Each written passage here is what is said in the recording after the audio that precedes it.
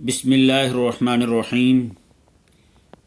حضرت سیدنا حکیم لقمان رضی اللہ تعالیٰ عنہ ارشاد فرماتے ہیں، اپنے بیٹے کو نصیحت کرتے ہوئے فرماتے ہیں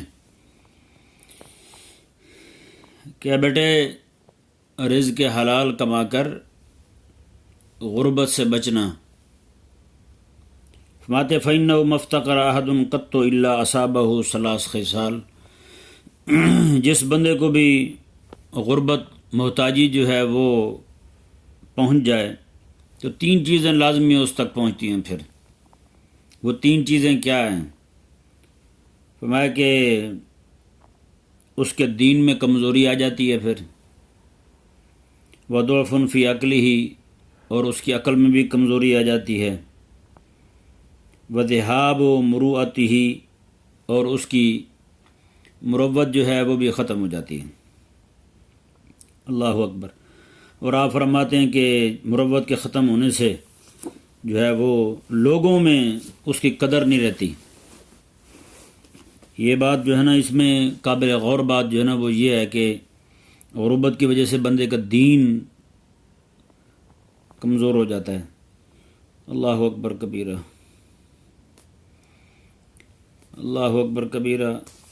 حضرت سیدنا زید بن مسلمہ رضی اللہ تعالیٰ عنہ، آپ کاشتکاری کر رہے تھے، حضرت سیدنا عمر رضی اللہ تعالیٰ عنہ وہاں سے گزرے، آپ نے دیکھا انہیں تو فرمایا کہ اصبت، تو نے بڑا اچھا کام کیا ہے، یہ بہت اچھا کیا ہے، کام میں لگا ہوا ہے، چلو استغنی عن الناس یکون اسون لدینک، فرمایا کہ اپنا مال کماؤ، کھیتی باڑی کرو، جیسے بھی ہو رزق حلال کماؤ۔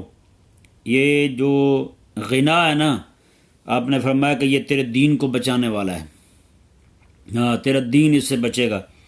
وَأَكْرَمُ لَكَ عَلَيْهِمْ، اور لوگوں کے نزدیک تجھے عزت والا کرنے والا ہے۔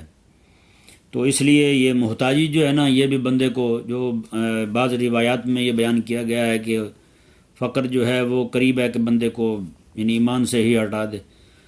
اللہ اکبر کبیرہ۔ بہت سے لوگوں کو ایسا دیکھا گیا ہے جو اس طرح کی باتیں کرتے ہیں، غربت کی وجہ سے اپنے دین ایمان کو چھوڑ جاتے ہیں۔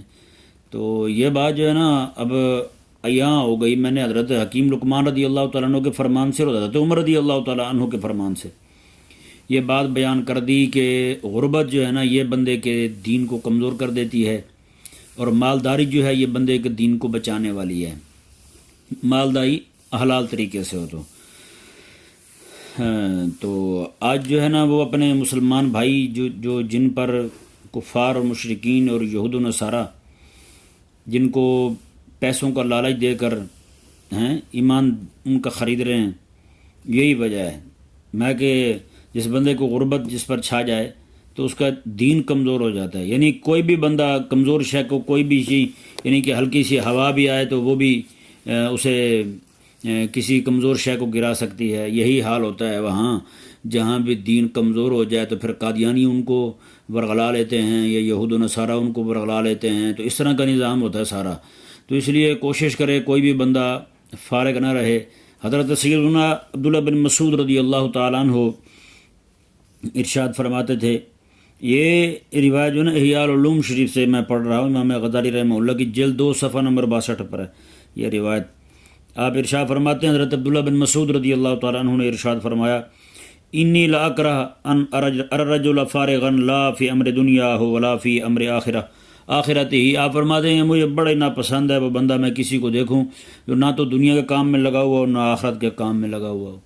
تو یہ بڑا ضروری ہے، ہر مسلمان کو چاہیے کہ وہ مصروف رکھے اپنے آپ کو، دنیا کے معاملے میں آخرت کے معاملے میں اپنے آپ کو فارغ نہ رکھے، کہیں نہ کہیں لگا ہی رہے، مال کمائے تاکہ اس کا بھی دین بچے، اور دوسرے مسلمان جو جن کا دین ایمان چھیننے کو دوسرے کفار جو ہیں وہ لگے ہوئے ہیں ان کا بھی دین ایمان بچائے۔ اللہ تعالی ہمیں سمجھنے کی توفیق عطا فرمائے۔